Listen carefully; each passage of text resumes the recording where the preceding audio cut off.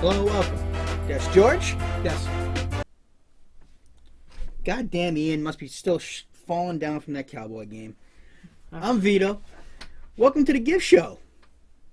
No, I'm looking for Ian. I'm used to you saying introducing Ian, but I think he told me he was sick today. He's not feeling it today. No, he's not. But I think he's just sick. Maybe I think he's just sick from that Cowboys loss to the Jets from last time. I think he's still sick from that. He probably is. I think he's still sick from that. I think he's sick of what we're gonna have to say about the Cowboys today too. But we'll get into that later. Yeah, I think he's not gonna be happy. I'm gonna be picking against him again.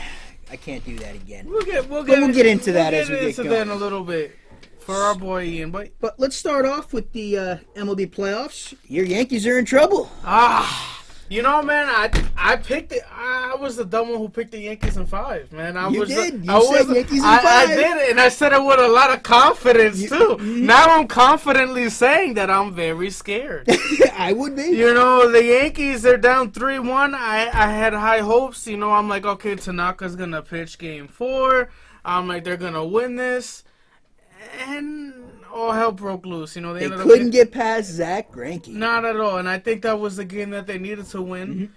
I think I called that. I said they needed to win this game. You also said they needed to win the Garrett Cole game in Game 3. I did say they needed to do that, and they lost both games. Though they did surprise me. They surprised me a lot. James Paxton pitching the game of his life. And the thing is, I'm glad that Aaron Boone went against the analytics. Yep. I'm glad that he did not take James Paxton out. Yeah, he let him ride. And the funny thing is, as I was watching the game, is they have James Paxton. Not Joe Girardi. Aaron Boone comes out, to the pitcher's mound, and everyone thinks that he's gonna take him out. Mm-hmm. But then he leaves him in there, and the crowd just goes ballistic. They go crazy, and I go crazy because I'm like, keep him in there. How much of this win do you think was attributed to the fact that they did it for CC? Because of how he left the game and he left everything on the field in Game 3. Maybe part of it is for CC, but I think it's just they're playing for pride, man. Oh, at that point, you did not want to go down. You didn't want to lose. You don't want to, especially lose. All the games at home too. Yeah, you did not. You wanted. You don't want to lose 3 games in a row at home. That would have been end terrible. Your season. That would have been terrible, especially in the Bronx. Especially with what you've been doing all year. Exactly. You're already down. All these injuries. People expect you to make it this far, but not how you made it. Mm-hmm. So they had all these injuries. It feels like this is the Yankees' year, and it's always the Astros who are in the way.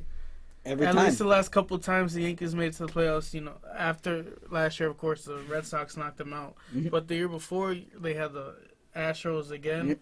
Game 7 in Houston. Astros seem to be that annoying gnat. They are. Seems to be flying right there. They really are. Like, I wish they could just go back to that 65 wins a year team because...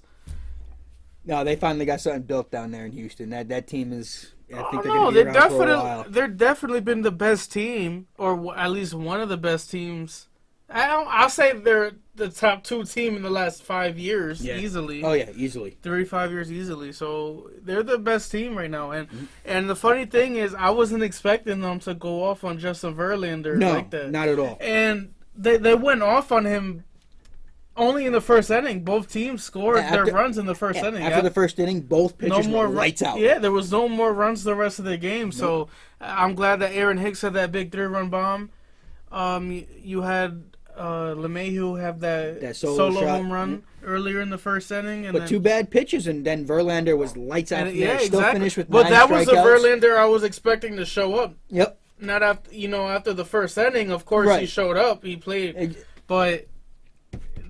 The Yankees, and the thing that's getting on my nerves as a Yankee fan and hearing about how bad their pitching has been, I think it's actually their hitting that is the hitting weak link right now. Showed up. It has not showed up. Except for Gleyber Torres. Except for Gleyber, and DJ LeMahieu. And Aaron Hicks looks like he's been good. And the thing to remember about Hicks, he hit that big home run yesterday. Hicks is still coming back from injury. Exactly. He's still coming back. And that's the thing that's crazy is he's just back from his injury. Mm-hmm. So he wasn't even in the ALDS. No. Because of the injury. So now he's getting in the him back ALCS. And and Giancarlo's not in the lineup.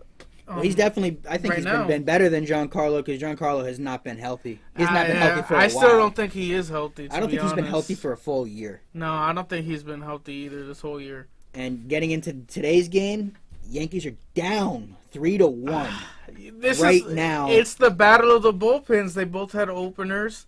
Chad Green gave up that 3-run home run in the first inning, and that's the difference right now. The Yankees added a run in the second, so it's 3-1 right now. In the top of the third, they got Aaron Judge reached on a walk, so he's on first right now. So hopefully the Yankees could come.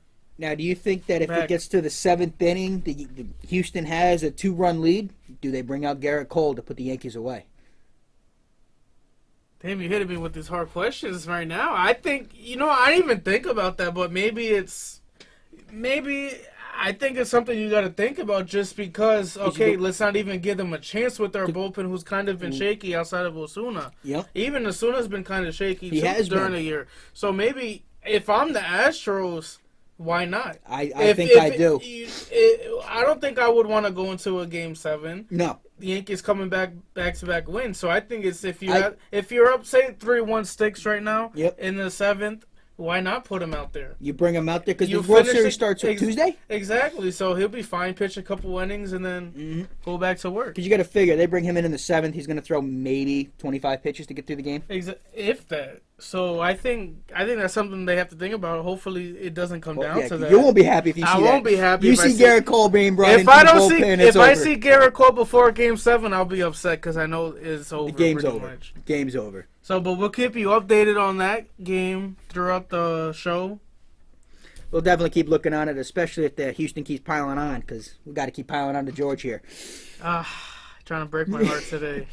So let's change gears over to the NFL. Yes, it's going to be a big Week 7. Week 7 preview. We got a lot of good games actually on the slate. We got our games of the week that we find the most intriguing. So we're going to get into that. Let's start with the Detroit Lions. We got the Kirk Cousins led Vikings coming into Detroit to face Matthew Stafford and the Lions, who came off that just heartbreaking, brutal defeat against the Green Bay Packers on that blown call. The refs handed the Packers that game on a terrible call, and they handed the Lions that L.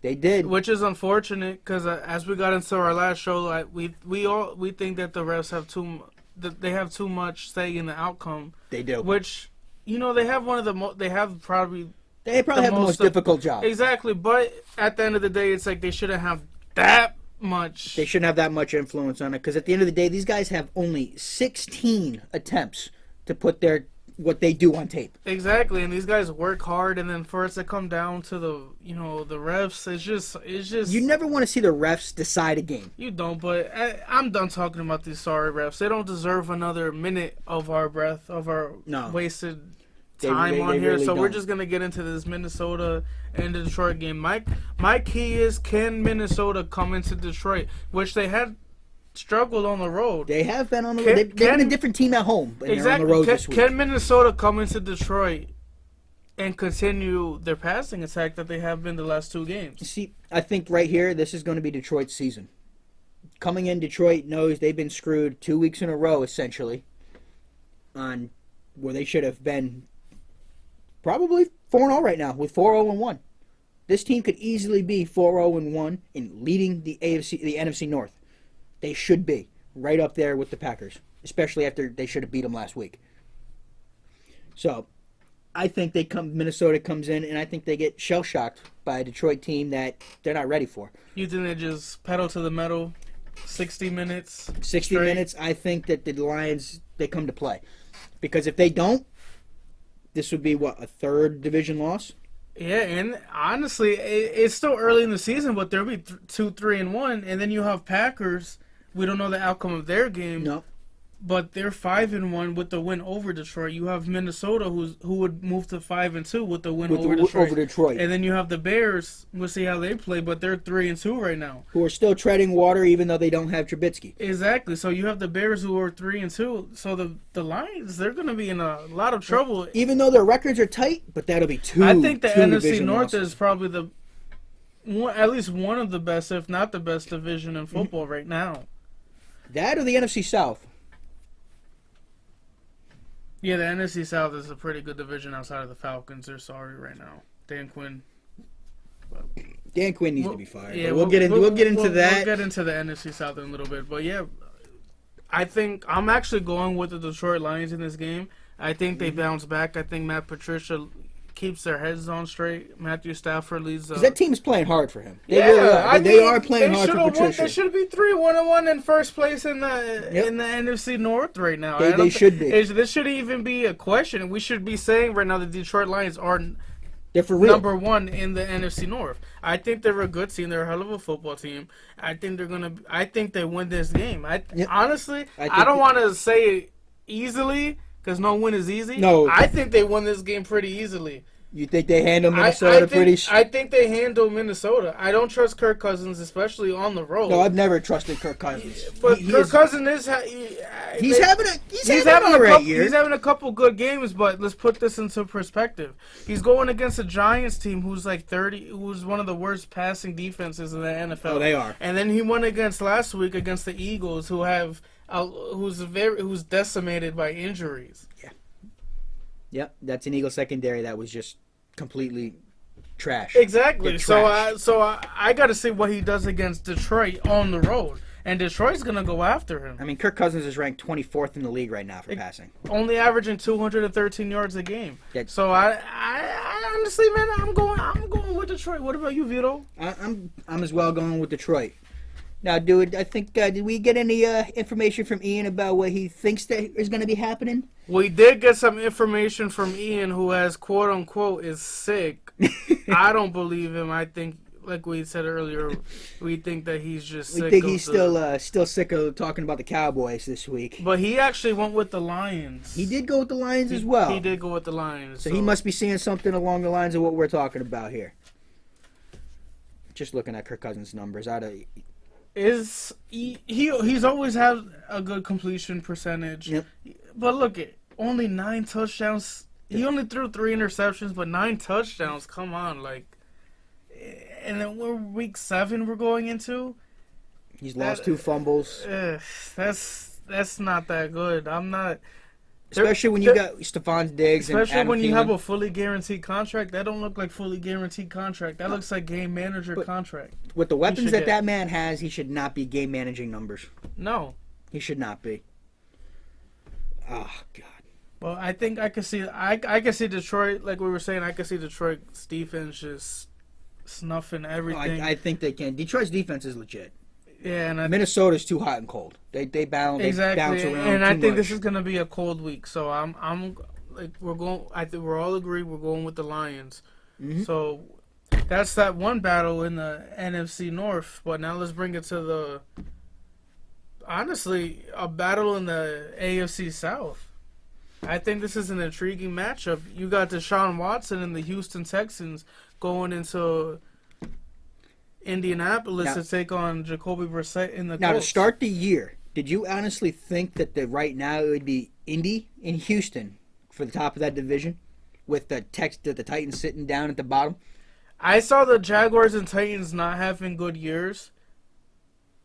I thought Tennessee was gonna. I thought the Texans were gonna run away with it. I did, but we also thought that once we heard that Andrew Luck was going to retire, we thought the Colts were cooked. Oh yeah, everybody thought they were cooked and done. And I apologize because Jacoby Brissett, he is balling. Yeah, he is balling. He's a good quarterback. Yep. And he's in the contract year, so hopefully, I think they did re-sign him. They gave him a nice little bump. They gave him starter money. And he's gonna prove to show them I'm in the middle of this game. Mm-hmm. You have Houston coming off a tremendous season-altering victory over the Chiefs. That was huge. But you also had the Colts coming off a win over the Chiefs because they had a bye week last week. So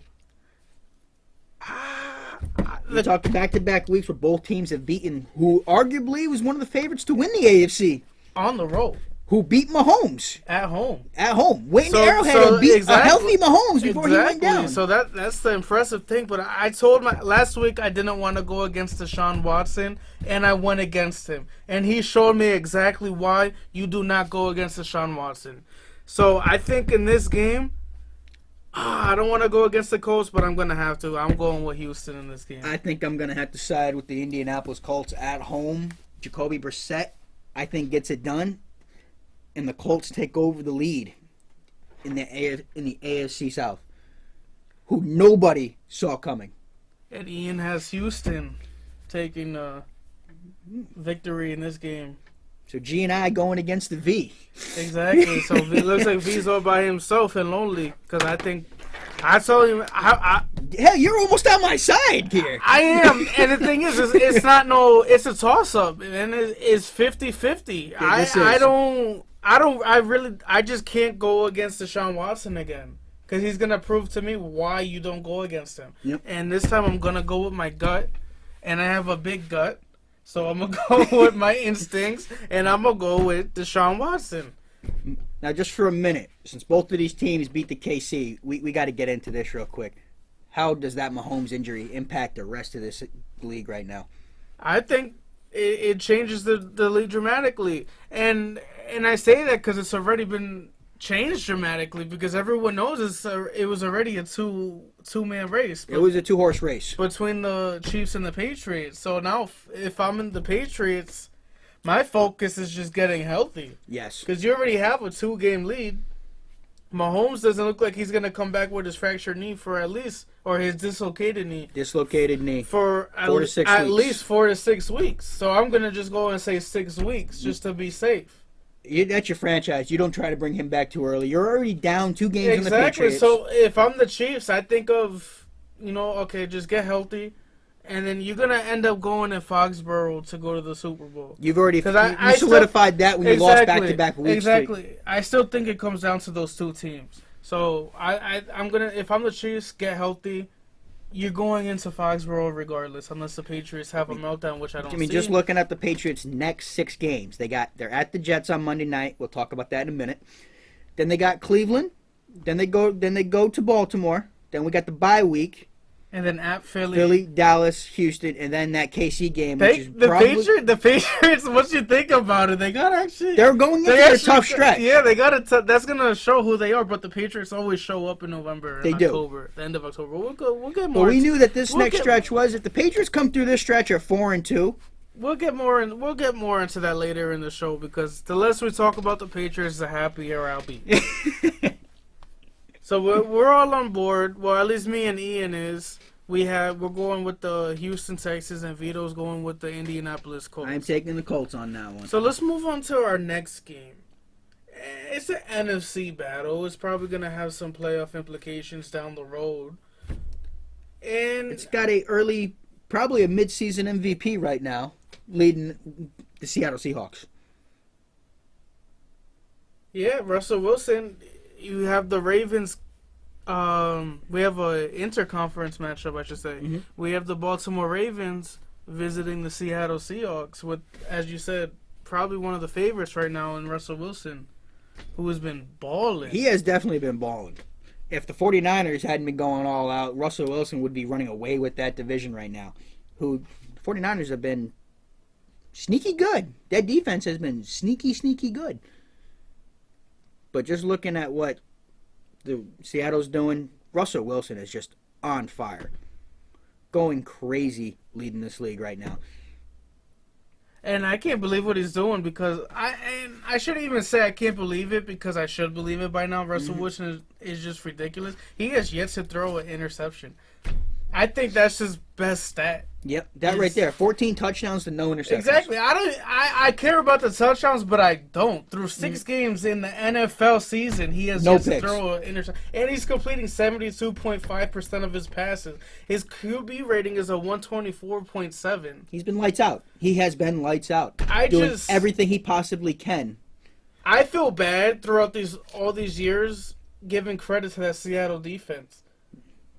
A lot of people didn't realize what they had. Exactly, and now a lot of people thought that they was not gonna have, they were gonna have a drop in wins and all that because they don't have the Legion of Boom and all that stuff. And if you look at, he's got nothing on offense. Yeah, outside of Tyler Lockett, he's got he doesn't really have anything. DK Metcalf, he's a good rookie. He's a solid. rookie though. He's a rookie. Exactly. You don't know what you're going to get out of him. He's a rookie. He might turn into an all-star. Who knows? But he's a rookie right now. Russell Wilson, that's just ridiculous. I can't put into words how I think he's probably the favorite right now to win the MVP.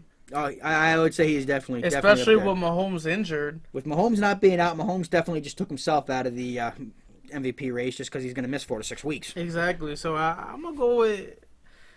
I think Russell Wilson's my early favorite for the one of the World Series. The MVP. Exactly. He's my early favorite right now, too. But then we have the Baltimore Ravens. Who Lamar Jackson, who started off the year flying, being able to throw that ball, showing that he can throw the ball. Where's he been the past few weeks? Not throwing the ball that well. I could say that much.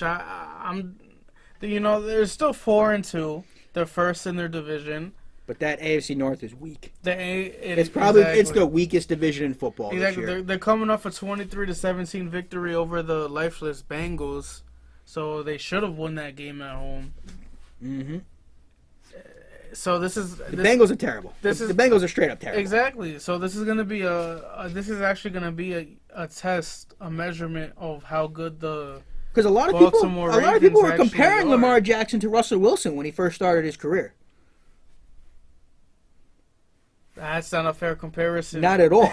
Not at all. Lamar Jackson did nothing to deserve that comparison. No, he hasn't, but he's also not a slouch either. No, he's not. He's proven he's a quarterback at least. He's completing 65% of his passes. He has a QB rating of a 96.7. And coming in, everyone's like, "This has got to be. They got to move him to wide receiver. Exactly. He can't be a quarterback. He can't do this. He can't do that." That's just disrespectful. It was. That's just very. The man was a quarterback. Yeah, that's just very disrespectful to him. But he threw 11 touchdowns so far. He threw 5 picks through 6 games, which is probably a little high. He's a second-year quarterback. But exactly, he's still got a lot of learning to do. He has like 400 yards rushing, another couple touchdowns running, and he's still throwing for 1,500 yards. So this game actually intrigues me because This is going to be a tough. If this was in Baltimore, I would probably be picking Baltimore. But for that, just because it's in Seattle, and they got the 12th man, I'm going with Seattle. I got to take Seattle as well. Probably the MVP of the year so far, Russell Wilson. As long as Russell's upright and doing his thing, I got to go with Seattle right now. I'm going with Seattle too. The Seattle game I can't wait to see is Seattle and San Francisco. And Ian's actually going with Seattle also. So that's across the board taking the home team there. Yeah, we all all agree for once, at least once in a while, we all agree on something. So it's good to see. Hey, the past couple of weeks we all unanimously agreed the Patriots are going to win. Oh yeah, against the freaking Giants and Redskins. But let's go into the battle of the East. At least one of the battles in the East, because we got both East, AFC and NFC East. They both have big games the on NFC the slate. East. This is for all the marbles in the NFC East. It's not for all the marbles. It's a little too early for all the marbles, but it's for all of something. I think it's just... This might actually be the jumping off point. Exactly. This is going to be the turning point for some team season. If Dallas loses its 4th straight game, because let's be real, this could be Dallas's 4th straight loss. That'll be very... if they lose this game at home in Jerry's World against the divisional rival... I thought they're going to Philly. Nope. It's in Dallas, so they're going to be in Jerry's World. So it's going to be the Philly... If Dallas loses a 4th in a row, I think the wheels come off. I don't see how they come back from it. I think Jason Garrett's seat is even going to be hotter than what it is now. Jason Garrett coming off of that lovely, lovely loss against my New York Jets. I know everybody saw that coming. No, so you coming off a loss of that Jets team, and then you get the Eagles at home on Sunday Night Football in Jerry's World. If you lose this game, it's over, Dallas. I don't care how many games we have left in the season. I don't see. But the thing is, let me stop myself a little bit because they were 3-5 at one point last year. So it's probably not over, but it's definitely not good. They started off the year 3-0 with Dak looking like he was going to be the easy MVP. Exactly. So and then Philly. The thing with Philly is I don't even know that Philly's been beat up. Exactly. I think it's more of that. So if Philly could steal a win on the road in Dallas, they'll be I think 4-3 and first in the division. They're beat up on the back end, but the Dallas is also hurting our wide receiver right now. Amari Cooper, Yes. even though he says he's going to play through that was a hamstring right now. I know he's got a lot going on. And his quad injury. He's got quad, hamstring. He's got a lot going on. You might want to sit this one out and get healthy, Cooper. They're going to need you down the hard stretch. You come out here, you tear that string, or you really mess up your quad, and you're done for the year? Yeah, I think they set him out. Cowboys are done. I think they set him out. I think La'el Collins and Tyron Smith is probably going to miss another game. Which is huge. On that Philly front seven? Yeah, especially they're beat up, but they still have a lot of talent. They do.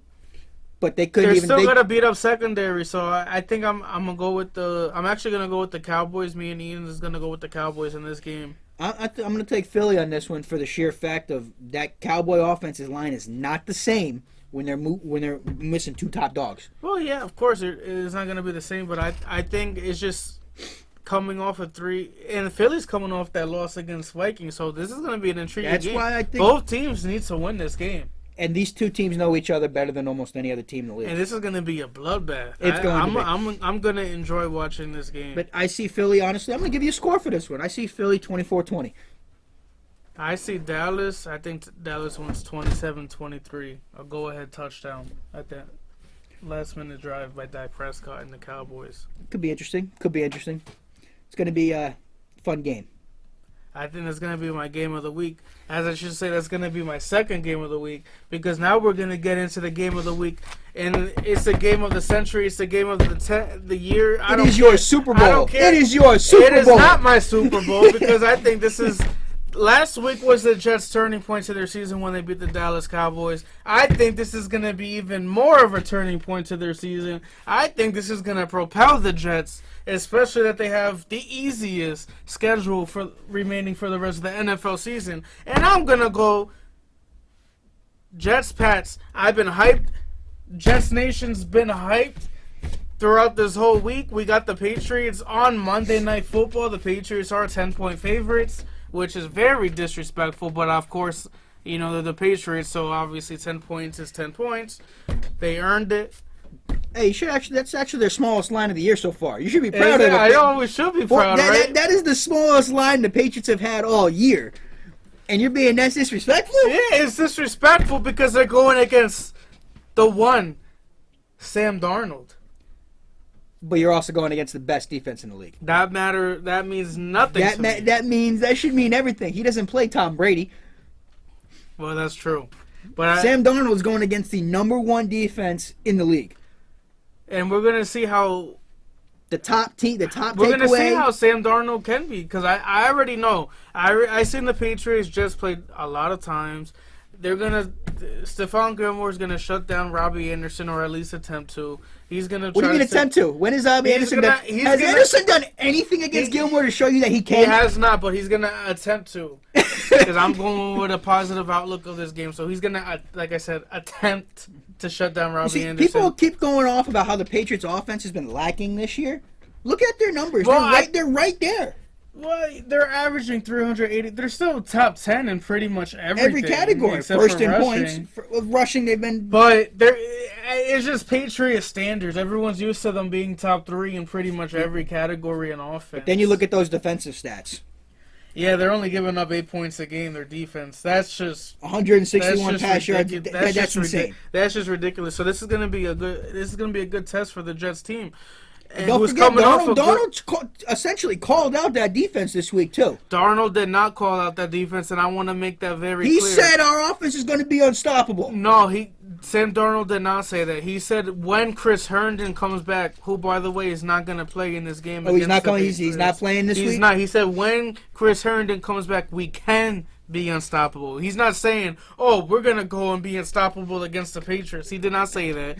You know, you have that's gonna be spun that way. Everyone from 103.7, the Patriot fans, they look at any type of other team who goes against them, that they have a little confidence. It's a slight against the Patriots, and that's what really pisses me off. And I'm glad you mentioned that, because the Patriots, for some reason, has us against the world mentality, which really annoys me. Why should Because everyone knows you're gonna win.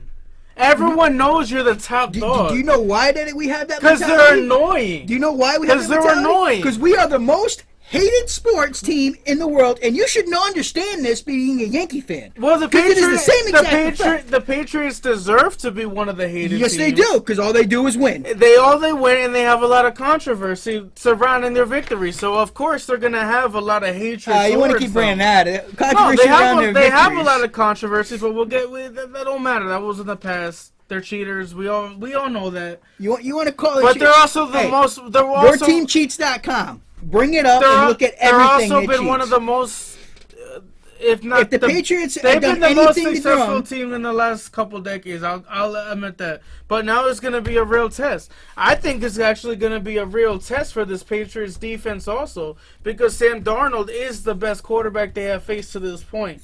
I'll give you that right now. They probably have been. So this game, I think it comes down to two things. I think it comes down to, I think personally, as much as I'm gonna say, I think Stephon Gilmore shuts down Robbie Anderson. Yeah, I think it comes down to. There's been nothing in Anderson's past that shows that he's gonna do anything. Exactly. So I think it comes down to Le'Veon. I gotta see how Le'Veon Bell gotta have a good game. He has to get over at least 100 yards rushing. But Dante Hightower's coming back in this game. He's playing this week. He is, but the Patriots have the three best linebackers in the league right now. We don't have the best single linebacker. We have the best trio of linebackers right now. They do have one of the best. That front seven. And the funny thing is, I'm glad you mentioned linebackers, because I want to talk about. Oh, you getting C.J. Mosley back? Baby! No, you say it like, oh, we're getting C.J. Mosley back. No, we're getting C.J. Mosley back. You're getting your defensive captain back. Yes, you are. We're getting our quarterback of our defense back. Last week we got a quarterback in general back, Sam Darnold. This week we're getting our quarterback of the defense back. But the Patriots are getting the exact same thing in Dante Hightower back. That's fine. C.J. Mosley has more. He offers more. He's better, I think, overall. Oh, come on. You cannot sit there and say... C.J. Mosley is better than Dante Hightower. No, he is not. Yes, he is. There's no question about that. Dante Hightower has a much better resume than C.J. Mosley. There's really no question. C.J. Mosley is one of the best inside linebackers in all the football. So is Dante Hightower. You're going to sit there and slight Dante Hightower? Are you going to sit there and slight Dante Hightower? I'm not worried about Dante Hightower. I'm more worried about that Patriot secondary and that Patriot pass rush. You should be more worried about that. I'm worried. The Patriot pass rush, Dante Hightower is the semblance of that pass rush. I'm worried about this pass rush. I'm worried about Kyle Van Noy, who feels disrespected all the time. But there's people like me who see his career has taken off. Are you going to sit there and tell me that Kyle Van Noy is a better linebacker than Dante Hightower? This year so far. Overall, he's been making the plays. Hightower is by far and away the best linebacker they have on that defense. Kyle Van Noy, man, he's a beast. Him and Jamie Collins has been pretty much unstoppable so far. So I'm gonna like to see how the Jets their makeshift line. See what's funny is getting me. Everything that C.J. Mosley brings to that defense is what Hightower is to the Patriots defense. But C.J. Mosley's better. I mean, there's really no comparison. There's plenty of comparison. This is the reason why I don't like Patriot fans. You give them a compliment, but they always find something to get. No, it's not the compliment. You're shitting on the man for nothing. No, I just don't think he's gonna bring that much as what Patriot fans think he's gonna bring. I think he's been injured a lot. When he is healthy, he's the best linebacker on that field. Well, maybe, but I'm going what they have who's healthy, who you know is going to show up. He is healthy, and he is going to show up. When I watch Patriot games... You just said health? When was the last time C.J. Mosley played? Week 1. Week 1. What week are we in? We're in week 7. Week 7. Hightower's missed one game for that shoulder injury? You just said the best availability is what?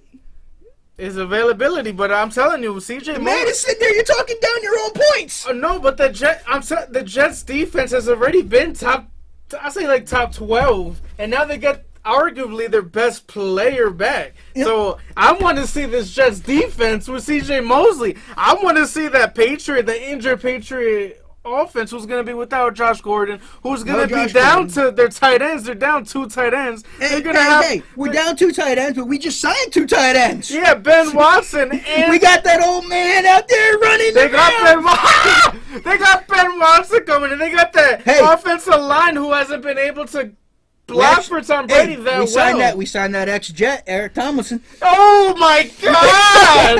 The tight end screen king.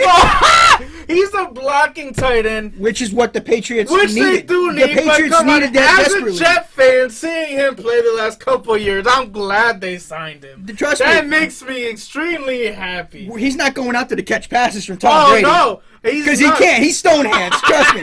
He ain't going out there to catch nothing. No. He ain't going to be able to do nothing. He could block. I'll give him that. But I'm telling you, this Jets defensive line, they're going to come for Brady. You have to. You got to come. You have to come for Brady. And let's get serious, because I'm not even joking.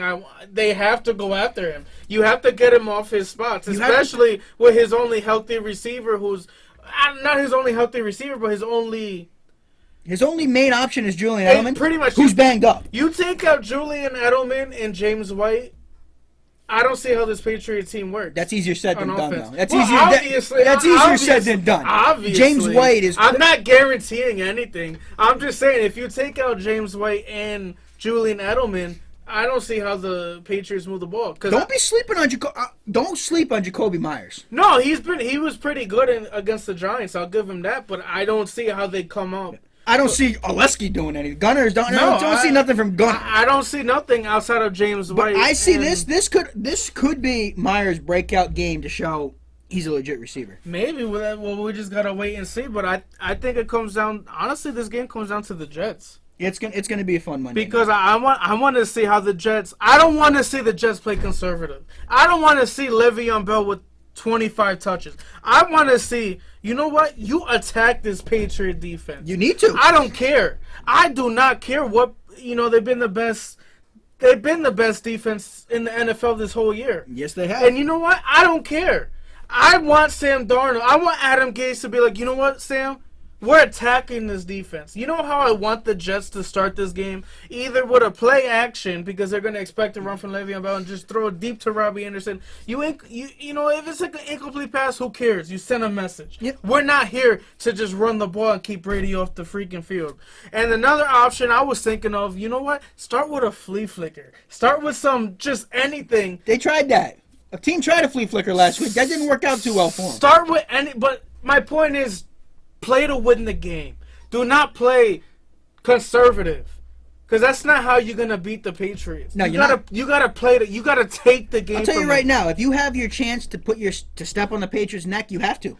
You have to. It comes down to the 3 Williams on the Jets. It comes down to Leonard Williams, Quinnen Williams, the rookie, and Greg Williams. What can Greg Williams dial up? The biggest one is going to be Quentin versus Ted Karras, right up the middle. And because that's been the Patriots' biggest problem, is getting that push right up the middle. And if Quinnen Williams and Leonard Williams could lead that rush in the middle, you get Brady. That's one thing Brady has always struggled with is the pass rush. It's not just Brady. Well, every single quarterback has problems being rushed. But we're talking about right. Brady But most people like to say that's Brady's problem. No, it's not just a Brady problem. No. That's a quarterback. If you pressure any quarterback up the middle. If you have tap dancing Brady, tap dancing Tom is what I like to call him. You get tap dancing Tom, the Jets win this game. You get to it. That's what the Jets need to do. If the Patriots' offensive line has their best game of the year, because let's face it, they have not had a good game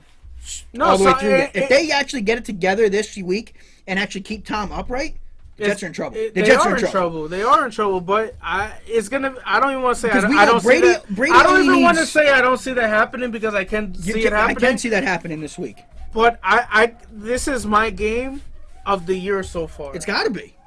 Because you lose this season's pretty much This over. is the Patriots' first true test of the year, in my opinion, outside of the Buffalo Bills. Honestly, I agree with that, mainly because when the Jets and Patriots play, you throw the damn records out. Yeah. The Patriots could be 10-0 going against an 0-10 Jet team, and the game could be close.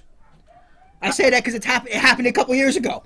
I still think the Patriots are going to end up winning a close game here.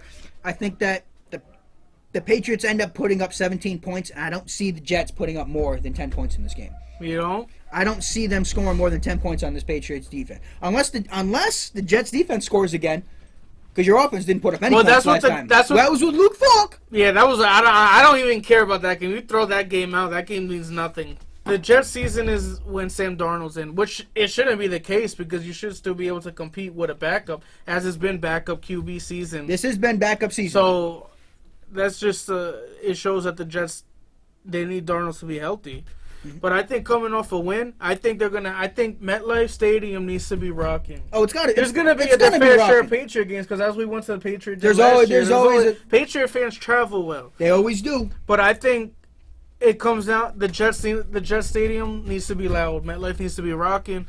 The Jets need to get off again like they did last week against the Cowboys. It comes down to the fast start. You need to have a fast start. You need to show the Patriots, no, we're here. You have to get out there. You need to take advantage of the Patriots when they're healthy. Quite honestly, they need to come out and punch the Patriots in the mouth if they're going to do anything. And that's how you beat the Patriots. And if they don't do that, if the Patriots come out there, I'm telling you right now, if the Patriots go out there and go right down the field and score, the Jets are going to be reeling. The Jets are going to be reeling. If the Patriots, they get the opening kickoff and they just drive 75 yards, 80 yards down the field like it's nothing, then I would be very worried as a Jet fan. Mm-hmm.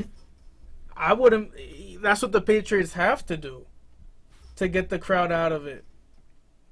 They do. But that's our game of the week. Me, Ian, and myself is going with the Jets. I can't go against my Patriots, so obviously. I understand that. So Vito's going with the Patriots. Especially when you got the best team in football. That's I can't wait. I've been pumped for this game throughout the whole week. It's always a game of the year. Just because every single time they play, like I said earlier, you throw them out. My X factor is Jamison Crowder for the Jets. My X factor is going to be Jacoby Myers. I think Jacoby Myers. This is the Jacoby Patriots Myers' need somebody other than Edelman to step up in the wide receivers. And that's why I think this is going to be where Myers shows Brady, you can trust me. We're gonna have to wait and see. That's all. We just gotta wait and see. I'm pumped up. I don't want to wait and see. I can't wait. It's gonna be a great game. I can't wait. I don't even want to be next to you right now. I don't want to see these Patriot colors. I don't want to see the Patriot colors anytime, but especially Jet Patriot Week. I can't wait for Tuesday's show. I can't wait for Tuesday's show. Because unlike Ian, I'm going to show up regardless. Yeah, we gotta watch out for Ian if they lose against the Eagles. They lose that game. Ian might be sick again. But that's our games of the week for Week 7. Let's give a quick little update on the ALCS Game 6 between the Yankees and the Astros. We got it 3-2. 3-2 in the top of the fourth. The Yankees just got another one. Urshela looks like Urshela hit a solo home run, and then Brett Gardner just hit a single to left field. They got a runner on first. So the Yankees are chipping away. They're making it a game. Like I said before, though, we get to the 7th inning, and it's still a one-run game. Garrett Cole. It's on, and I'm seeing this, and it breaks my heart. The Astros haven't done anything after the first inning. Nope. So that's what's really annoying. Can the Yankees come back? They have to, or their season's over. Well, they have to, or it's over. Exactly. So can they come back after? And you had DJ LeMahieu just lined out to center field, so now it's 2 outs in the top of the fourth. I don't want that 3-run home run to be it for the Astros, and then they end up winning the game. The Yankees need to put up at least 5 runs. If the Yankees can put up 5 runs, I have enough faith that they're gonna force a Game 7. We'll see. We'll see. We'll find out next week if they're in the World Series against the Nationals. So that's what we're saying. Tune in Tuesday, and Tuesday's gonna be an interesting show because we're gonna know who represents the American League in the World Series. Regardless on Tuesday. We will know. We're gonna find out if I'm happy or if I'm really upset. If the Jets. If you guys tune in on Tuesday and you see a somber, really sad George, you guys know why. Yeah. Tuesday's show is going to be very interesting because we also have our NBA tip-off edition. Since we had to move it from today, but we will be launching, with or without Ian on Tuesday, our NBA tip-off show. Yeah, so his sickness is not going to be no excuse of why we cannot keep moving forward. So, especially because the NBA tips off Wednesday night. Tuesday night, actually. It is Tuesday night, true. I think we have, 3 games that still, but the majority of the league is Wednesday. We have a couple games, but the majority games are on Wednesday. We'll save that for next week. We will. So that's all, folks, for today. Thank you for tuning in. And just remember, we couldn't cut it plain. So now we talk about it. Thank you. Have a good night.